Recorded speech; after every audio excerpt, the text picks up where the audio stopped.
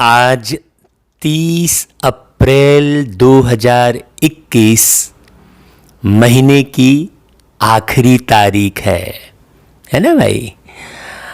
तो देखो ऐसा ही दिन बीतते जाएंगे, महीने बीतते जाएंगे, साल गुजरते जाएंगे और इस देह से निकलने की भी कोई ना कोई आखिरी तारीख आ जाएगी। इसलिए जब तक ये देह मुझे मिली है, मैं निरंतर बाबा को याद करता रहूं, क्योंकि एक बाबा की याद के सिवाय और कोई भी याद आपको सुख नहीं दे सकती। कितनी खुशी होनी चाहिए कि जिनको सारी दुनिया ढूंढ रही है वो बाबा हमको पढ़ा रहे हैं। जिसे मंदिरों में ढूंढ रहे थे, कंदराओं में ढूंढ रहे थे, तीर्थ करने जा रहे थे, न जाने कितने ग्रंथों में खोज रहे थे, जिन्हें वो हमें आकर कितनी प्यारी वाणी चलाकर, मीठे बच्चे कहकर पढ़ा रहे हैं। मेरे बाबा जब से तुम मुझको मिले हो, सारी दुनिया मेरी आँखों में सिमट आई है। मेरे बाबा जब से तुम मुझको मिले हो, सारी दुनिया मेरी आँखों में सिमट आई है। मेरे बाबा, देखो बाबा जब से मिले ये दुनिया बिल्कुल छोटी सी लगने लगी, बहुत प्यारी लगने लगी। हर एक आत्मा में प्यार उमड़ने लगा, नेचुरल प्यार उमड़ने लगा, आत्मी प्यार उमड़ने लगा, निरंतर प्यार उमड़ने लगा। हाँ, कोई भी पराया लगता ही नहीं है। ऐसी स्थिति बना दी बाबा ने, क्या से क्या बना दिया बाबा ने, है ना भाई। तो बाबा कहते हैं, मीठे बच्चे तुम बाप द्वारा सम्मुख पढ़ रहे हो। ये कितनी खुशी की बात है। तुम्हें सतयुग की बादशाही का लायक बनने के लिए पावन जरूर बनना है। पावन बनना माना हर एक आत्मा प्रिय लगे। किसी भी आत्मा के लिए जरा भी अंतर हृदय में कोई भी उल्टी कशिश ना हो। हाँ, प्यार वाली कशिश हो, रूहानी स्नेह वाली कशिश हो, हर एक आत्मा के प्रति। आत्मा की बात चल रही है ना भाई यहां पर। बाप के किस ऑक्यूपेशन को तुम बच्चे ही जानते हो भाई। हाँ, तुम जानते हो कि हमारा बाप भी है, टीचर और सतगुरु भी है। कितनी खुशी की बात है भाई। ये केवल ऐसा ही पढ़ाई में तो नहीं है ना, ये अनुभव हो रहा है ना भाई कि हमें ऐसे पिता मिले हैं जो हमारे शिक्षक भी है और सतगुरु भी है। एक ही पिता। इतनी खुशी हो रही है। देखो वो पिता जिन्हें परम पिता कहती है सारी दुनिया, कल्प के संगम युग पर आते हैं। ये भी नहीं मालूम था। अभी तक तो लोग हर युग में अवतार लेते हैं कहते हैं। अवतरित होते हैं भी नहीं कहते, अवतार लेते हैं कहते हैं। भाई अवतार तो लेते नहीं है वो। हाँ, उनको अवतार लेने की जरूरत ही नहीं है, वो अवतरित होते हैं।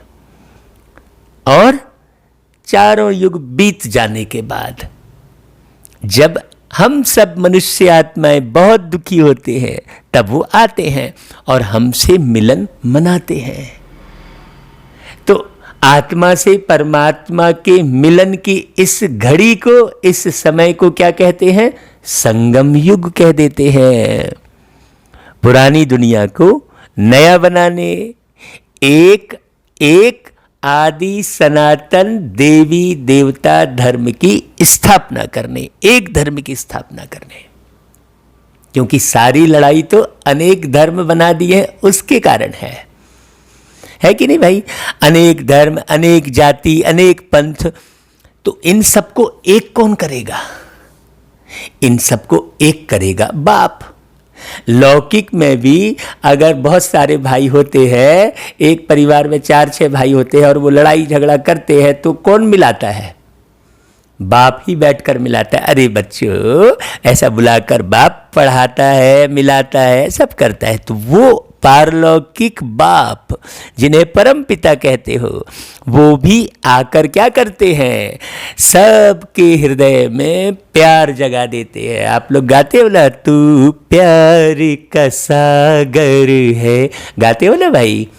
तो प्यार का सागर धरती पर आकर सब बच्चों में प्यार भर देते हैं, तो एक धर्म हो जाता है। फिर सारे धर्म भेद हट जाते हैं। बाप अभी हम बच्चों को मनुष्य से देवता बनाने के लिए पढ़ा रहे हैं। हाँ, कौन सी पढ़ाई पढ़ा रहे हैं? कौन सी पढ़ाई पढ़ा रहे हैं? आत्मा की पढ़ाई पढ़ा रहे हैं। कहते हैं ना कि पोथी पढ़ पढ़ जगमुआ, पंडित भया न कोई, ढाई आखर प्रेम का, पढ़े सो पंडित होय। तो ढाई आखर प्रेम का, तो कौन सी पढ़ाई? आत्मा भी ढाई अक्षर है भाई। आत्मा की पढ़ाई पढ़ने से स्वतः ही प्रेम जागृत होता है। अभी तो आत्मभान में कोई रहता ही नहीं है। मैं इस जाति का हूँ, मैं इस धर्म का हूँ, मेरा ये नाम है, मेरा ये घर है, ऐसे घूमते रहते हैं, है ना भाई? तो बाबा आकर पढ़ाई पढ़ा रहे हैं। यह ऑक्यूपेशन हम बच्चों के सिवाय और कोई नहीं जानता। तो जितने मुरली सुन रहे हैं सब कितने खुश हो रहे हैं ना भाई? भोलेनाथ से निराला, गौरी नाथ से निराला कोई और नहीं, है ना भाई? ओम शांति। ओम शांति का अर्थ तो बच्चों को बार बार समझाया है। बाबा फिर समझाते हैं, क्योंकि रोज कोई ना कोई नए बच्चे बाबा के सामने बैठते हैं, तो बाबा को फिर समझाना होता है। तो ओम माना मैं आत्मा हूं और मेरा यह शरीर है। शरीर भी कह सकता है कि मेरी यह आत्मा है।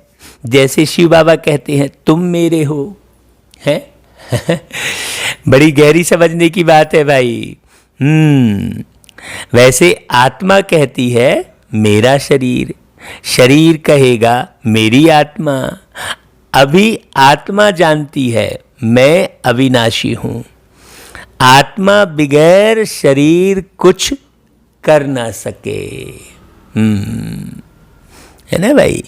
शरीर तो है, कहते हैं मेरी आत्मा को तकलीफ नहीं देना। मेरी आत्मा पाप आत्मा है व मेरी आत्मा पुण्य आत्मा है। तुम जानते हो मेरी आत्मा सतयुग में पुण्य आत्मा थी। आत्मा खुद भी कहेगी मैं सतयुग में सतो प्रधान अथवा सच्चा सोना थी। सोना है नहीं, यह एक मिसाल दिया जाता है ना भाई? कोई आत्मा कोई सोना थोड़ी है, सोने का मिसाल दिया जाता है। हमारी आत्मा पवित्र थी, गोल्डन एज्ड थी। हाँ, अभी तो कहते हैं इम्प्योर हूं।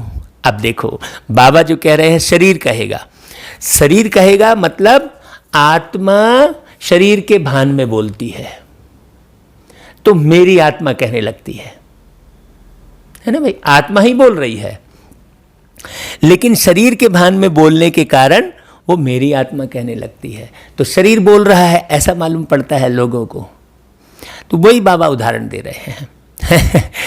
लेकिन वास्तव में शरीर में बैठकर बोलने वाली कौन है? आत्मा। हाँ, लेकिन लोगों को मालूम नहीं है, वो कहते हैं शरीर बोल रहा है। बाबा कहते हैं, अभी तो कहते हैं इम्प्योर हूं। कौन? आत्मा बोलती है ना भाई। दुनिया वाले यह नहीं जानते। तुमको तो श्रीमत मिलती है, तुम अब जानते हो हमारी आत्मा सतो प्रधान थी। हमारी आत्मा कहने का मतलब हम सब आत्माएं, है ना भाई। अब तमो प्रधान बनी है। हर एक चीज ऐसे होती है, बाल, युवा, वृद्ध, हर चीज नए से पुरानी जरूर होती है। दुनिया भी पहले गोल्डन एज्ड सतो प्रधान थी, फिर तमो प्रधान आयरन एज्ड है, तभी दुखी है। हाँ, सतो प्रधान माना सुधरी हुई और तमो प्रधान माना बिगड़ी हुई। गीत भी कहते हैं बिगड़ी को बनाने वाले। पुरानी दुनिया बिगड़ी हुई है क्योंकि रावण राज्य है और सभी पतित है। सतयुग में सब पावन थे, उनको न्यू वाइसलेस वर्ल्ड कहा जाता है। यह ओल्ड विशस वर्ल्ड है अभी। अब कलयुग आयरन एज है। यह सब बातें कोई स्कूल कॉलेज में नहीं पढ़ाई जाती। यह बातें भगवान आकर पढ़ाते हैं। भाई ग्रंथों में भी अभी का परिचय थोड़ी मिलता है, ये समय कौन सा है। रामायण जो लिखी गई वो तो बीती हुई कहानी है ना भाई। गीता में भी, महाभारत में भी, जितने भी हैं, बाइबल में, सब घटी हुई बात है मान लो। तो अभी क्या चल रहा है समय, वो पढ़ाई तो नहीं है ना भाई। अब बाबा आकर वर्तमान समय की पहचान देते हैं कि देखो मैं आया हूं अब इस दुनिया को परिवर्तित करने। तो अभी के समय की पहचान चाहिए ना भाई, क्योंकि तुम जीवन अभी जी रहे हो ना। तो अभी क्या करना है ये समझ में आना चाहिए ना। हाँ, आज के आज मुझे क्या करना है। रामचंद्र जी आए चले गए, कृष्ण जी आए चले गए, हाँ, और फिर कहानी है चलो रावण आए चले गए। लेकिन अभी हमको क्या करना है? अभी हमको ये समझना है कि अब कलयुग का अंत और सतयुग का प्रारंभ करने के लिए सत्यम शिवम सुंदरम इस धरती पर आए हैं। भगवान आकर पढ़ाते हैं और राजयोग सिखाते हैं। गीता में लिखा हुआ है, भगवान उवाच श्रीमद् भगवत गीता। श्रीमत माना श्रेष्ठ, मत यानी विचार। श्रेष्ठ ते श्रेष्ठ, ऊंच ते ऊंच तो भगवान है। अब यहां मनुष्यों को भी भगवान कह देते हैं। मनुष्य कोई भगवान तो हो नहीं सकते ना भाई। उनका नाम एक्यूरेट शिव है। अभी तो यहां पर मनुष्य का नाम भी शिव रख देते हैं कहेंगे शिव अग्रवाल, है ना, शिव साहू। हर समाज में, हर पंथ में, हर जाति में शिव नाम, राम नाम रखे रहते हैं, लेकिन राम है थोड़ी भाई। तो शिव जो है ना, ओरिजिनल रूप में अभी आए हैं। उनकी वाणी से पता चलेगा भाई, बोलने पर मालूम पड़ता है ना भाई कि ये कितने बुद्धि वाला व्यक्ति है। मालूम पड़ता है ना, कितना पढ़ा लिखा है, बोलने पर मालूम पड़ता है ना। तो ये जो वाणी चल रही है उसे यदि आप ध्यान से सुनेंगे तो मालूम पड़ेगा कि ऐसी वाणी कोई मनुष्य बोल ही नहीं सकता। हाँ, वो तो ब्रह्मा के तन में परमात्मा शिव ही बोल रहे हैं। रुद्र जयंती व रुद्र रात्रि कभी नहीं सुना होगा। क्या कहते हैं? शिवरात्रि कहते हैं। तो शिव तो निराकार है। अब निराकार की रात्रि व जयंती कैसे मनाई जाए? कृष्ण की जयंती तो चलो ठीक है, फलाने का बच्चा है, उनकी तिथि तारीख दिखाते हैं। शिव के लिए तो कोई जानते नहीं कि कब पैदा हुए।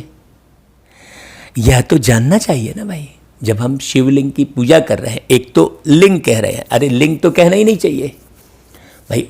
सबकी कह रहे हैं मूर्ति, कृष्ण जी की मूर्ति, रामचंद्र जी की मूर्ति, महात्मा गांधी की मूर्ति, तो वो शिव की मूर्ति है ना। जैसे शिव जी की यादगार में बनी है वो मूर्ति है, जैसे रामचंद्र जी की यादगार में एक मूर्ति बनी है ना भाई। जैसे वो थे वैसी ही मूर्ति बनी है। तो निराकार शिव भी जैसे हैं वैसी उनकी मूर्ति बनी है। वो सदा ही उस रूप में रहते हैं, उनका परिवर्तन होता ही नहीं है। वो सदा ही प्यार के सागर है। हम कभी प्यार से भरे रहते हैं, कभी नफरत से भरे रहते हैं। आत्माएं सब कभी क्रोध में आती हैं, कभी लोभ में आती हैं, लेकिन परमात्मा शिव सदा शिव हैं। हम कभी कल्याण भी करते हैं और कभी अकल्याण भी करते हैं। हम कौन? हम आत्माएं, लेकिन परमात्मा सदा कल्याण करते हैं। हाँ, इसलिए उन्हें शिव कहते हैं। शिव का अर्थ है कल्याणकारी। तो शिव के लिए तो कोई जानते नहीं, तो उनको भी जानना चाहिए ना। अब तुमको समझ मिली है कि श्री कृष्ण जी ने सतयुग आदि में कैसे जन्म लिया। अगर मान लीजिए यहाँ पर कृष्ण जन्म की जो कथा सुनाई जाती है, उस पर यदि बारीकी से मंथन किया जाए तो बहुत सारी समझ में ऐसी बातें आएंगी कि अरे ऐसे कैसे हो सकता है भाई, है ना भाई। हाँ, लेकिन भगवान है, कुछ भी हो जाएगा, ऐसा थोड़ी है। भगवान आके ताले तोड़ने का काम थोड़ी करेगा, है भाई। ताले टूट जाएंगे। ताले टूटना मतलब बुद्धि में जो ताला लगा हुआ है, अज्ञान का ताला, अज्ञान का अंधकार, वो परमात्मा शिव आकर खोलते हैं। तो 8 ताले खूब अच्छे से खुल जाते हैं, इसलिए 8 ताले दिखाए हैं। तो 8 लोगों की बुद्धि अच्छे से खुलती है पूरी पूरी। तो वो 8 कृष्ण है, वही 8 कृष्ण है। ये नहीं समझते लोग, इसलिए उन्हें अष्टरत्न के रूप में पूजते हैं। अष्टरत्न की अंगूठी बनाते हैं और कृष्ण जन्माष्टमी मनाते हैं। 8 कृष्ण की यादगार में कृष्ण जी की जन्म अष्टमी, मतलब 8 बार जन्म कृष्ण जी का।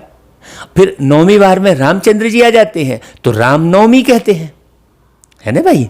ये एकदम स्पष्ट है, 8 ताले खोलते भी दिखाए हैं। मतलब इतना ज्ञान सुनने के बाद भी बुद्धि किसकी पूरी पूरी खुलती है?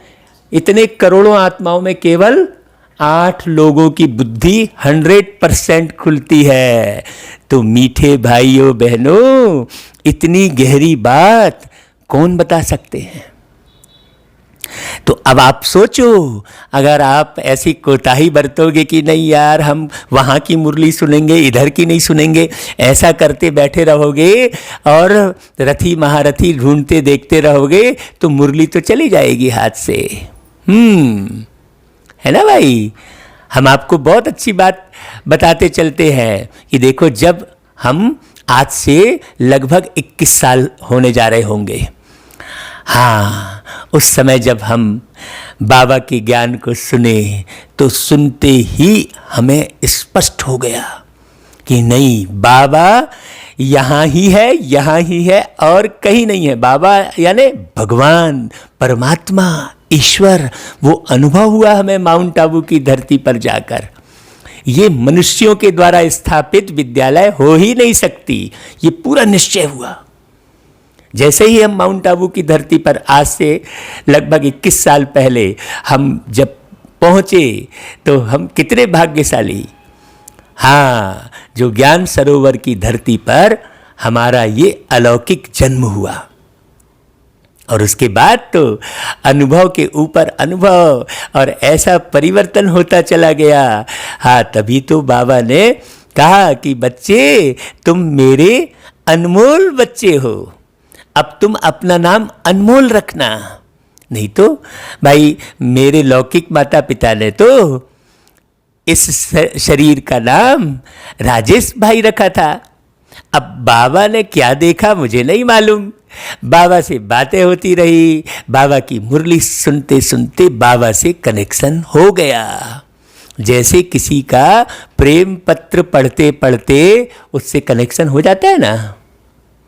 अगर लगातार तुम्हारे पास किसी का प्रेम पत्र आ रहा है और बहुत अच्छे अच्छे लिख रहा है कोई, तो एक अंदर हृदय में लगता है ना कि हाँ वो कैसे होंगे, है ना। फिर हम साकार में दादी के तन में प्यारे बाबा से मिले भी, ऐसे अनेकों बार मिल लिए हम बाबा से। तो बाबा ने कहा कि बच्चे अब तुम मुरली भी चलाओ। तो अब बाबा के आदेश पर मुरली चला रहे हैं, बाबा की पूरी श्रीमत का पालन कर रहे हैं, है ना भाई। बाबा ने कहा बच्चे गृहस्थ में रहकर पूरी तरह पवित्र बनो।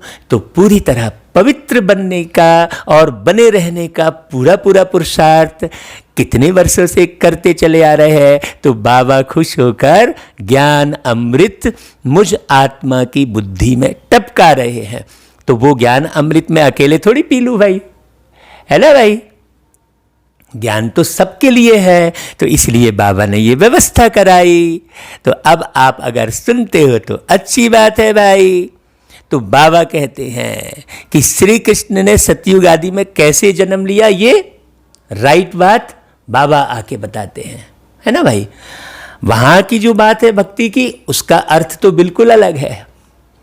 हाँ, जो बाबा ने कहलवा दिया आज भाई, तुम कहेंगे उनको तो 5000 वर्ष हुए, वह भी कहते हैं क्राइस्ट से 3000 वर्ष पहले भारत पैराडाइज था, ये कहते हैं।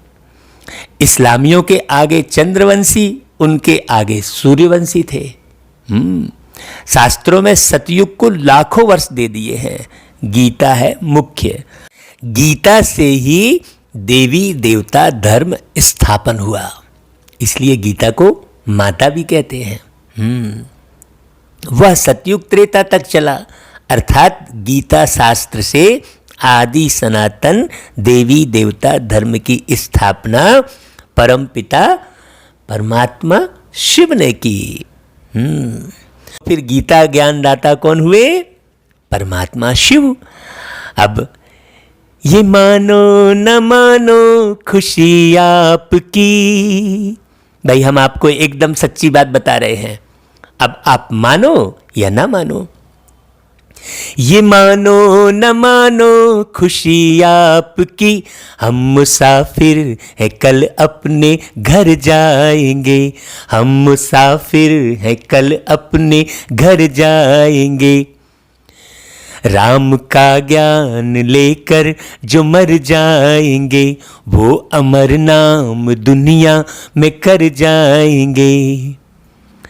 ये न पूछो कि मर कर किधर जाएंगे, ये न पूछो कि मर कर किधर जाएंगे, वो जिधर भेज देंगे उधर जाएंगे, वो जिधर भेज देंगे उधर जाएंगे। राम का ज्ञान लेकर जो मर जाएंगे। टूट जाए न माला कहीं प्रेम की, ये जो माला बन रही है, जो बाबा प्यार का सागर आके जो प्रेम की माला बना रहे हैं, वो देखना टूट न जाए। टूट जाए न माला कहीं प्रेम की, कीमती ये रतन सब बिखर जाएंगे। अगर प्रेम की माला तोड़े तो ये जो ज्ञान रत्न है ये बिखर जाएंगे, कीमती ये रत्न बिखर जाएंगे। हाँ, तो इसलिए इस प्रेम की माला को तोड़ना मत मीठे भाइयों बहनों। तो देवता धर्म अर्थात प्रेम का धर्म, आदि सनातन देवी देवता धर्म अर्थात प्रेम का धर्म, जो प्यार के सागर परमात्मा ने स्थापन किया। इसमें लड़ाई झगड़े आदि की कोई बात ही नहीं है। हाँ, फिर तो आधा कल्प ना कोई शास्त्र हुआ ना कोई धर्म स्थापक हुआ। जब बाबा ने आकर एक देवी देवता धर्म स्थापित किया तो इतना प्रेम लुटाया, आपस में ऐसी प्रेम की माला बनाई जो वो माला चलती रही 2500 साल तक। बाकी तो और धर्म नीचे ही उतरते आए। फिर तो बाप ने आकर ब्राह्मणों को देवता क्षत्रिय बनाया, चंद्रवंशी सूर्यवंशी। गोया बाप ने 3 धर्म स्थापन किए। यह है लीप धर्म। कौन सा? ब्राह्मण। इनकी आयु थोड़ी रहती है, तो ये लीप युग भी कहते हैं, जिसे संगम युग कहते हैं। आज बाबा ने लीप धर्म की बात कही, इनकी आयु थोड़ी रहती है। तो सर्वशास्त्रमयी शिरोमणि गीता भगवान शिव ने गाई है। बाप पुनर्जन्म में नहीं आते, जन्म है, परंतु बाप कहते हैं मैं गर्भ में नहीं आता हूं, इसलिए उन्हें कहते हैं परमात्मा। माने मां के गर्भ से परे रहने वाली आत्मा। वो भी एक आत्मा ही है, तुम भी एक आत्मा हो, लेकिन वो एक ही परम आत्मा है। हाँ, सबका मालिक एक। सबका मालिक एक मतलब सर्व आत्माओं का मालिक परमात्मा। सीधी सी बात है। बाबा कहते हैं मेरी पालना नहीं होती है, बाकी कृष्ण जी की तो पालना होती है, झूले में झुलाते हैं। शिव जी की पालना थोड़ी होती है कहीं। हाँ, सतयुग में भी जो बच्चे होते हैं वह गर्भ महल में रहते हैं। फिर ये जो विषय विकारों का जो राज्य है रावण राज्य में गर्भ जेल में आना पड़ता है ना भाई। पाप जेल में भोगे जाते हैं। अभी कहते हैं ना कि बच्चा अंदर गर्भ में बैठे बैठे कहता है हे प्रभु मुझे बाहर निकालो, अब मैं कोई गलती नहीं करूंगा, और फिर बाहर आके फिर क्या करता है? फिर भूल जाता है।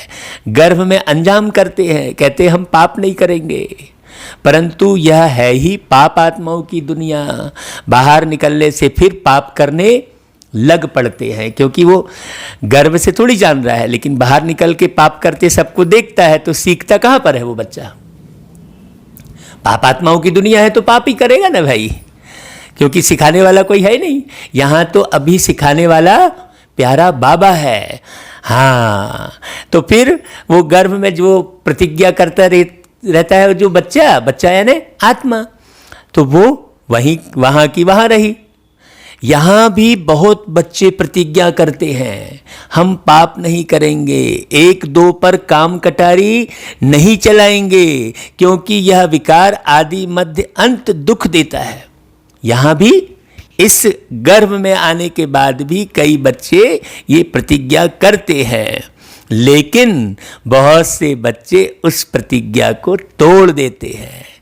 बाबा कहते हैं सतयुग में विष है नहीं, तो मनुष्य आदि मध्य अंत 21 जन्म दुख भोगते नहीं।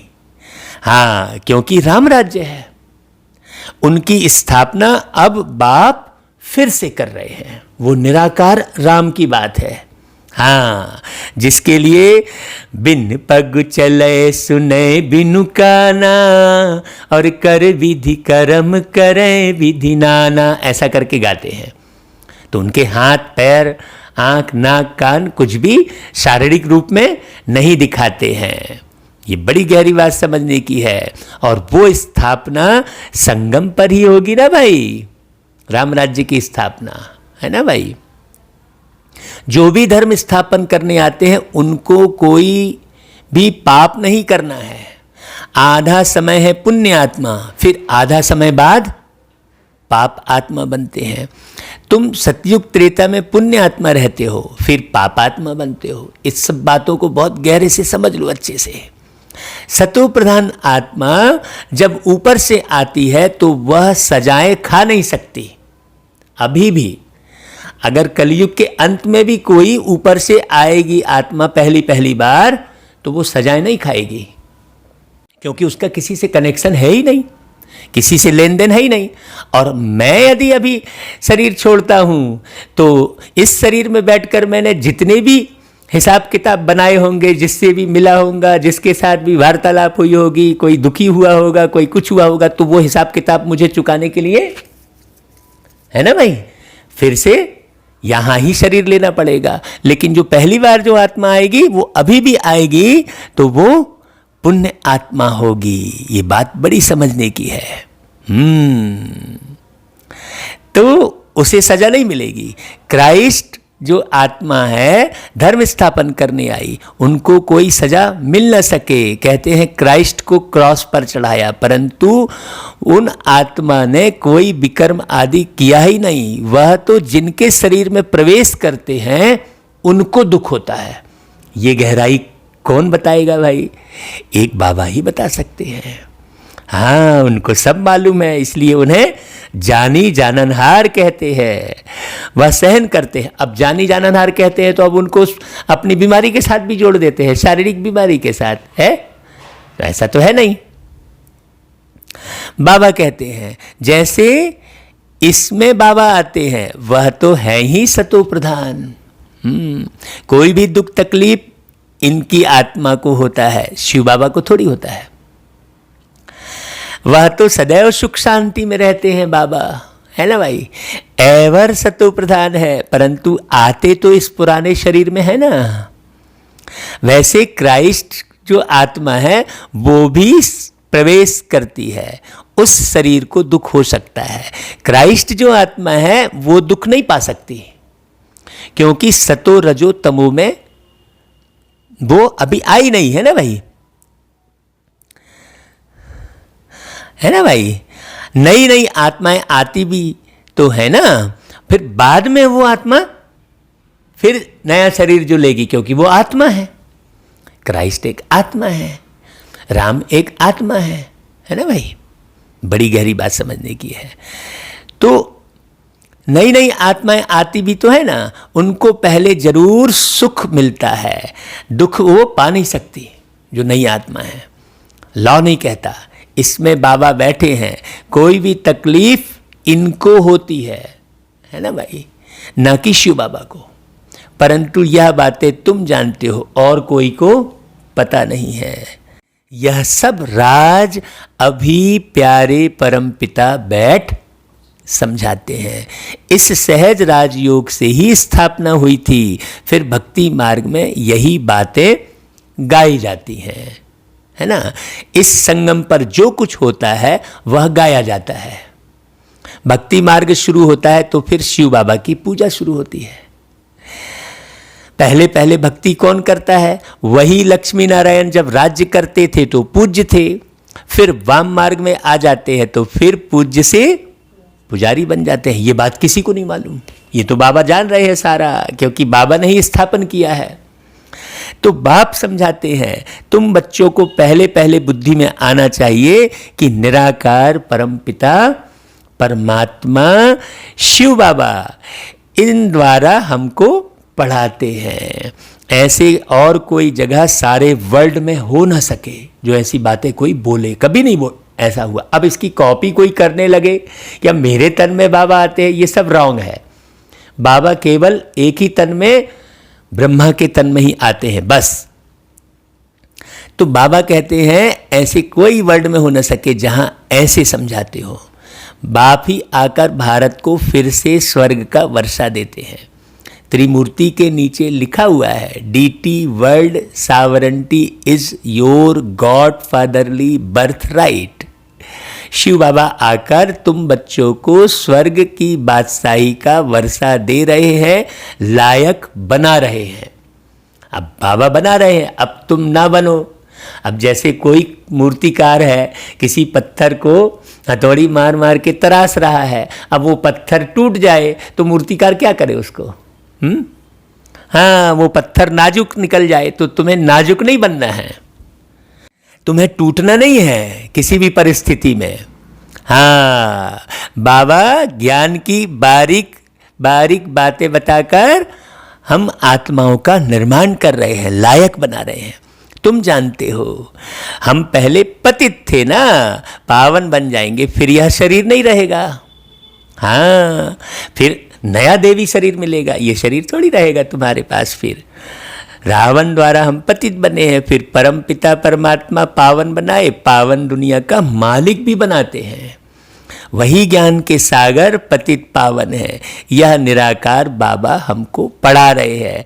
हाँ, अब आप मानो या ना मानो, बाबा हमको पढ़ा रहे हैं, बाबा हमको उड़ा रहे हैं।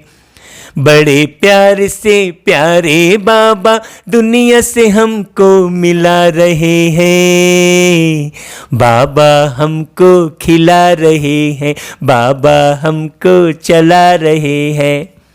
तो बाबा कहते हैं देखो, सब तो इकट्ठा नहीं पढ़ सकते, सम्मुख तुम थोड़े बैठे हो, बाकी सब बच्चे जानते हैं अभी शिव बाबा ब्रह्मा के तन में बैठ सृष्टि के आदि मध्य अंत का नॉलेज सुनाते होंगे। वह मुरली लिखत द्वारा जाएगी। अभी तो भाई आपके पास मुरली आप अर्थ सहित सुन रहे हैं, डायरेक्ट आपके पास पहुंच रही है। और कितने भाग्यशाली आप देखो, है ना भाई। और सत्संगों में ऐसा थोड़े ही समझेंगे। अभी देखो जिन बच्चों ने बाबा को सम्मुख सुना होगा उनका नशा, है ना। फिर आप ये जो अर्थ सहित मुरली आपको यूट्यूब पर भेज रहे हैं वो सुनने का नशा, और फिर आप डायरेक्ट पढ़ेंगे, तीनों में अंतर हो जाएगा ना भाई। हाँ, ये बड़ी गहरी बात है। बाबा कहते हैं आजकल टेप मशीन भी निकली है, इसलिए भरकर भेज देते हैं। वो तो उस समय की बात है जब बाबा मुरली सम्मुख चला रहे थे ब्रह्मा के तन में, तब उस समय टेप कैसेट चल रही थी। वह कहेंगे फलाने नाम वाला गुरु सुनाते हैं, बुद्धि में मनुष्य ही रहता है। यहाँ तो वह बात है नहीं ना भाई, यहाँ तो निराकार रहता है बुद्धि में। या तो निराकार बाप नॉलेजफुल है, मनुष्य को नॉलेजफुल नहीं कहा जाता। हाँ, हम कितना भी ज्ञान का मनन चिंतन कर ले, लेकिन नॉलेजफुल तो बाबा एक ही है ना भाई। भाई गाते भी है ना, God father is knowledgeful, peaceful, blissful. तो उनका वर्षा भी चाहिए ना, है ना भाई। वो क्या देते हैं वर्षा में, उनमें जो गुण हैं वह बच्चों को मिलने चाहिए। अभी मिल रहे हैं। गुणों को धारण कर हम ऐसे लक्ष्मी नारायण बन रहे हैं। सब तो राजा रानी नहीं बनेंगे। गाया जाता है राजा रानी वजीर, वहां तो फिर वजीर भी नहीं रहता सतयुग में। महाराजा महारानी में पावर रहती है, फिर जब विकारी बनते हैं तब वजीर आदि होते हैं। हाँ, आगे मिनिस्टर आदि भी नहीं थे, वहां तो एक राजा रानी का राज्य चलता था। उनको वजीर की भी क्या दरकार, राय लेने की दरकार ही नहीं, जबकि खुद मालिक हैं। अभी बाबा सारा कुछ पढ़ा के आत्मा को पूरा भरपूर कर देते हैं, नॉलेजफुल बना देते हैं। तो फिर 2500 साल किसी से सलाह लेने की जरूरत ही नहीं पड़ती। अभी तो मंत्री बनेंगे, उनके सलाहकार भी रहेंगे। अरे भाई तुम पूरे राज्य के मंत्री बने हो, फिर तुमको काहे को सलाह लेने की जरूरत है। फिर तुम मंत्री बने ही काहे को भाई, जब तुम्हें सलाह ही लेनी थी, तो है ना भाई। तो यहाँ तो कई सलाहकार रहते हैं, क्योंकि बुद्धि चलती नहीं है उतनी। बाबा तो पढ़ा के बुद्धि को ऐसी दिव्य बनाते हैं तो वहाँ दरकार ही नहीं रहती है। हाँ, यह है हिस्ट्री ज्योग्राफी। परंतु पहले पहले तो उठते बैठते यह बुद्धि में आना चाहिए कि हमको बाप पढ़ाते हैं, योग सिखाते हैं, आपस में मिलना जुलना सिखाते हैं। ऐसा नहीं कि हम इधर उधर की कमी कमजोरी देखकर बात ही नहीं कर रहे हैं, है ना। देह अभिमान कहलाएगा ये। हाँ, अगर आप सबसे हिल मिल के मिल नहीं रहे हो, बात नहीं कर रहे हो, तो देह अभिमान है। याद की यात्रा पर रहना है। अभी नाटक पूरा होता है, हम बिल्कुल पतित बन गए हैं, क्योंकि विकार में जाते हैं, इसलिए पाप आत्मा कहा जाता है। सतयुग में पाप आत्मा नहीं होते, वहाँ है पुण्य आत्माएं, वहाँ है प्रारब्ध, जिसके लिए तुम अभी पुरुषार्थ कर रहे हो। तुम्हारी है याद की यात्रा, तो जरा भी मिस्टेक ना हो भाई। हाँ, नहीं तो खंडित मूर्ति फिर क्या होती है, संग्रहालय में पड़ी रहती है। तो बड़ी गहरी बात समझना।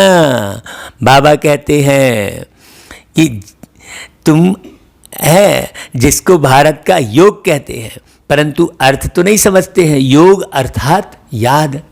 अब वो शारीरिक व्यायाम को योग कह देते हैं, जिससे विकर्म विनाश। भाई शारीरिक व्यायाम से थोड़ी विकर्म विनाश होंगे, भगवान की याद से विकर्म विनाश होते हैं। फिर यह शरीर छोड़ घर चले जाएंगे, उसको स्वीट होम कहा जाता है। आत्मा कहती है हम उस शांति धाम के रहवासी हैं।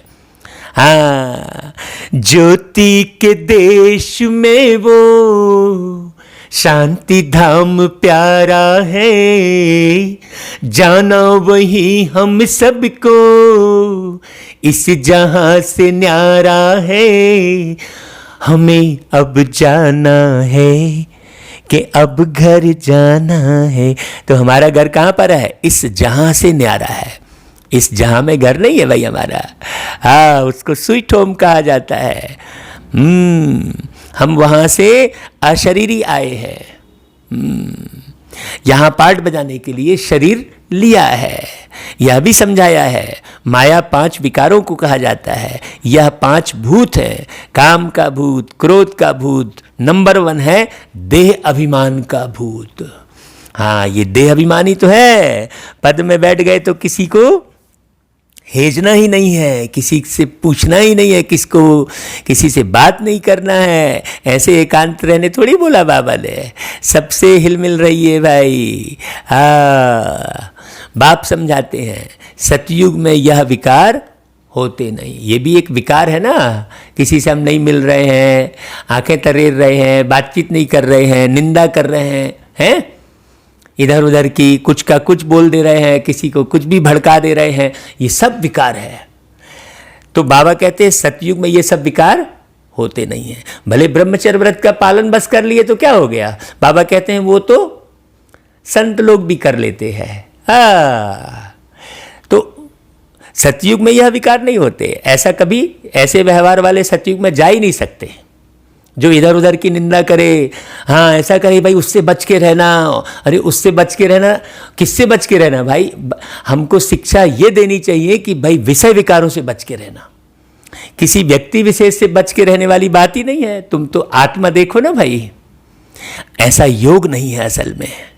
बाबा कहता है कि भाई उसको निर्विकारी दुनिया कहा जाता है। विकारी दुनिया को निर्विकारी बनाना यह तो एक शिव बाबा का ही काम है। उनको ही सर्वशक्तिमान ज्ञान का सागर पतित पावन कहा जाता है। इस समय सब भ्रष्टाचार से पैदा होते हैं, आचरण सही नहीं रहता और छुपाते रहते हैं खूब। बाबा कहते हैं छुपाओ मत, बता दो तो आधा पाप कट जाएगा। सतयुग में ही वाइसलेस दुनिया है। बाप कहते हैं अब तुमको विशेष से वाइसलेस बनना है। कहते हैं इस बगैर बच्चे कैसे पैदा होंगे? बाप समझाते हैं अभी तुम्हारा यह अंतिम जन्म है। अरे भाई, ये मृत्यु लोक ही खत्म होना है, फिर इसके बाद विकारी लोग होंगे नहीं। इसलिए बाप से पवित्र बनने की प्रतिज्ञा करनी है। फिर काहे को तुमको पड़ी है भाई, जब ये रहेगा ही नहीं, है ना, ये संसार रहेगा ही नहीं, तो फिर काहे तुम विषय विकार की बात कर रहे हो और क्यों टेढ़ा मुंह कर रहे हो? बाबा कहते हैं बाबा हम आपसे वर्षा अवश्य लेंगे। ऐसा भाई कहते हैं ना भाई। बाबा कहते हैं कि तुम कहते हो ऐसा, वह कसम उठाते हैं झूठा। गॉड जिसके लिए कसम उठाते हैं उनको तो जानते ही नहीं, फिर तुम कसम किसकी उठाते हो भाई? भगवान को जानते हो क्या पूछेंगे तो बोलेंगे नहीं, तो फिर तुम कसम किसकी उठा रहे जब जानते ही नहीं हो तो, है? वह कब कैसे आते हैं, उनका नाम रूप देश काल क्या है कुछ भी नहीं जानते। बाप आकर अपना परिचय स्वयं देते हैं, इसलिए उन्हें स्वयंभू कहते हैं। जो भू पर स्वयं आकर अपना परिचय दे, उन्हें खुदा कहते हैं, जो खुद आकर अपना परिचय देवे। अभी तुमको परिचय मिल रहा है। दुनिया भर में कोई भी गॉड फादर को नहीं जानते, बुलाते भी हैं, पूजा भी करते हैं, परंतु ऑक्यूपेशन को नहीं जानते हैं। अभी तुम जानते हो। परम पिता परमात्मा हमारे बाप टीचर सद्गुरु हैं। यह बाप ने खुद परिचय दिया है कि मैं तुम्हारा बाप हूँ। भाई लौकिक में भी तो बच्चे को बाप खुद परिचय देता है ना, देख बेटा मैं तेरा पापा हूँ, बोल मेरे को पापा, ऐसा बोलते हैं ना भाई। हाँ, वो बच्चा खुद से थोड़ी जान जाता है, बाप ही अपना परिचय देता है ऐसे बच्चे को। तो ऐसा ही वो शिव बाप भी आकर हम आत्मा रूपी बच्चों को परिचय देते हैं। बाबा ही बताते हैं कि देखो भाई, मैंने इस शरीर में प्रवेश किया है। प्रजापिता ब्रह्मा द्वारा स्थापना होती है, किसकी? ब्राह्मणों की। फिर तुम ब्राह्मण पढ़कर देवता बनते हो, कितनी खुशी की बात है। मैं आकर तुमको शूद्र से ब्राह्मण बनाता हूं, तुम्हारे कर्म सारे शूद्र हो जाते हैं। बाप कहते हैं मैं आता ही हूं कल्प के संगम युग पर। कल्प 5000 वर्ष का है, ये पूरा हिसाब बाबा ने बताया। यह सृष्टि चक्र तो फिरता रहता है। मैं आता हूं पुरानी दुनिया को नया बनाने, तो पुरानी दुनिया को मिटाना पड़े ना भाई। हाँ, मिटने वाली इस दुनिया से अब दिल लगाना क्या, ऐसा गीत है ना भाई। आप सुनना बहुत अच्छे से इन सब गीतों को। तो बाबा कहते हैं पुराने धर्मों का विनाश कराने फिर मैं आदि सनातन देवी देवता धर्म स्थापन करता हूँ। पहले स्थापन करेंगे तब ना विनाश करेंगे भाई। कोई भी बाप पहले नया मकान बना लेगा फिर पुराना तोड़ेगा ना भाई। हाँ, बच्चों को पढ़ाता हूँ, फिर तुम पढ़कर 21 जन्म के लिए मनुष्य से देवता बन जाते हो।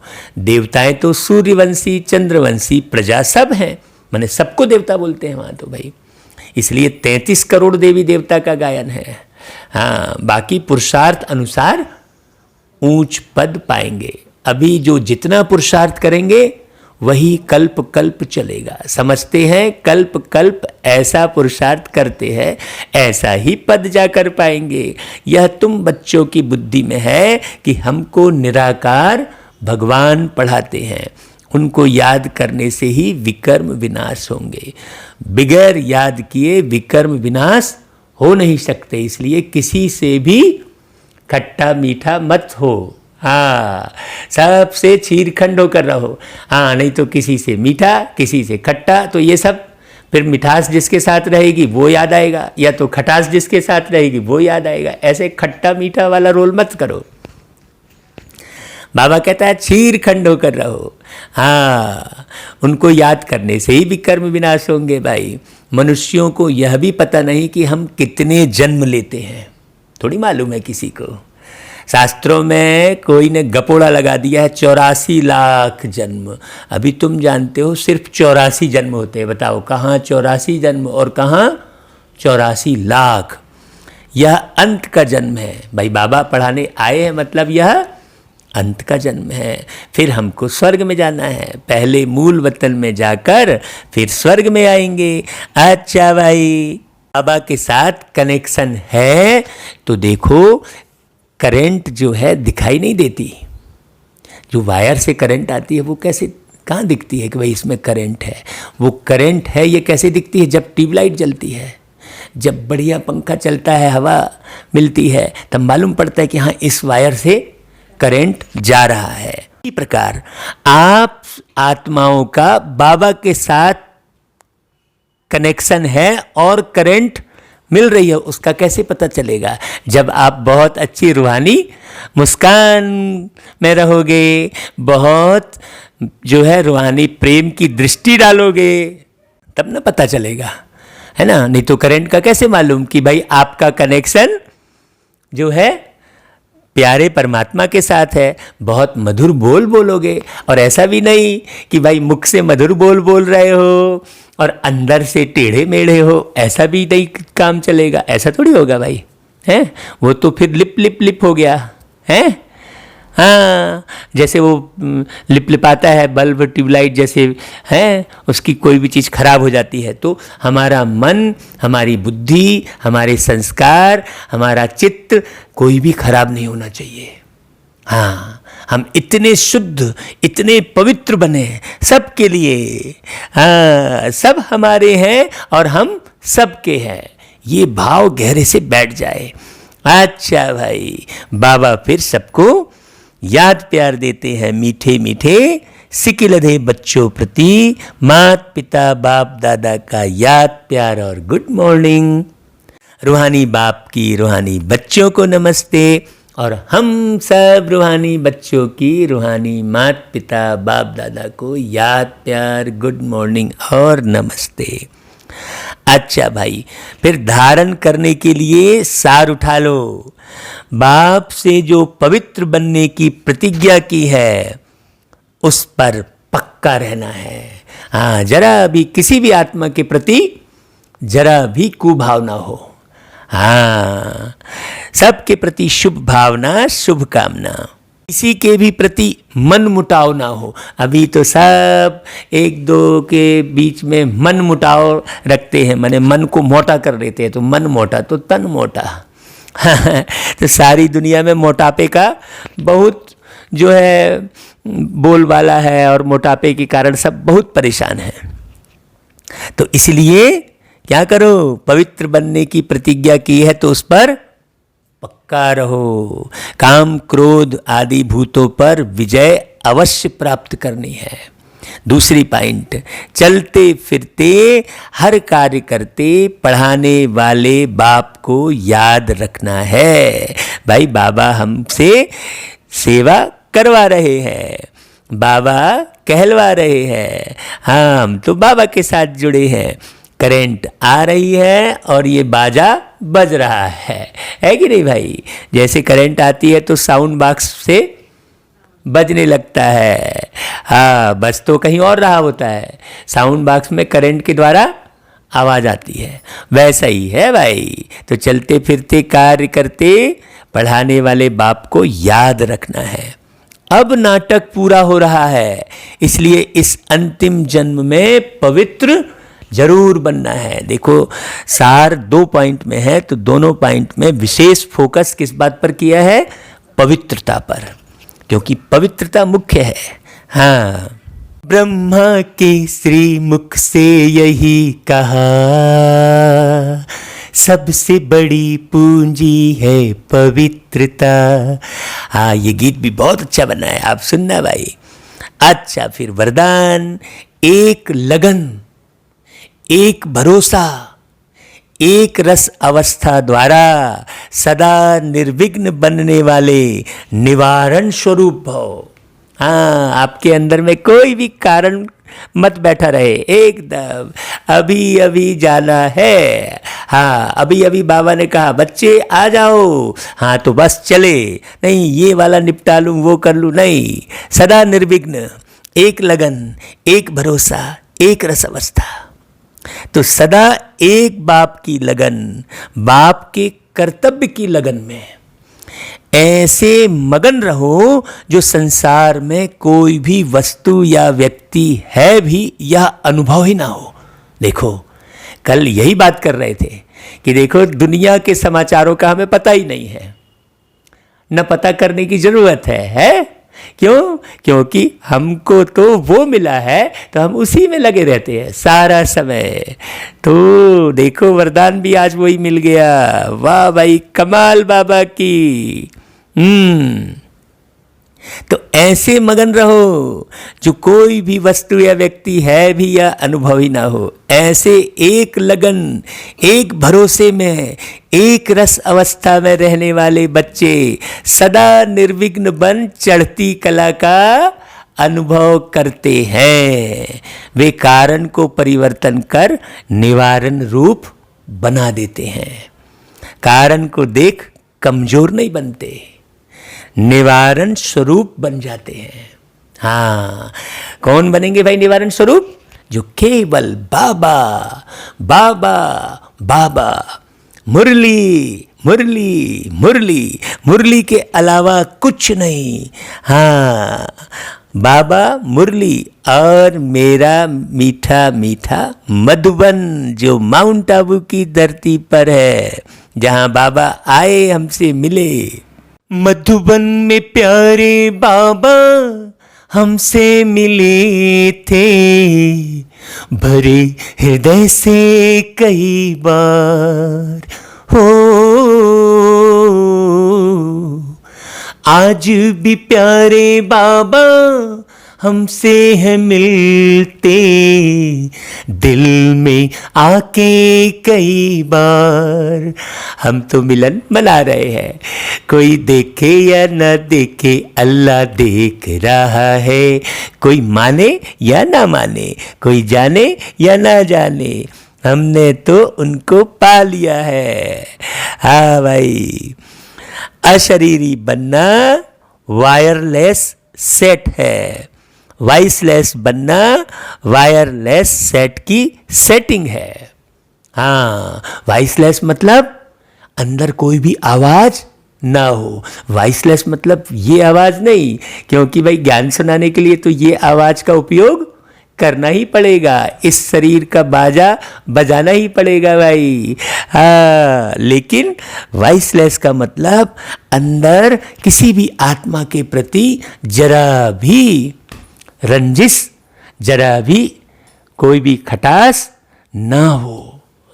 हर एक आत्मा के प्रति शुभ भावना, शुभ कामना, शुभ भावना, शुभ कामना से आपका हृदय भरा रहेगा तो बड़े सहज रीति आप मक्खन में बाल की तरह शरीर छोड़ेंगे।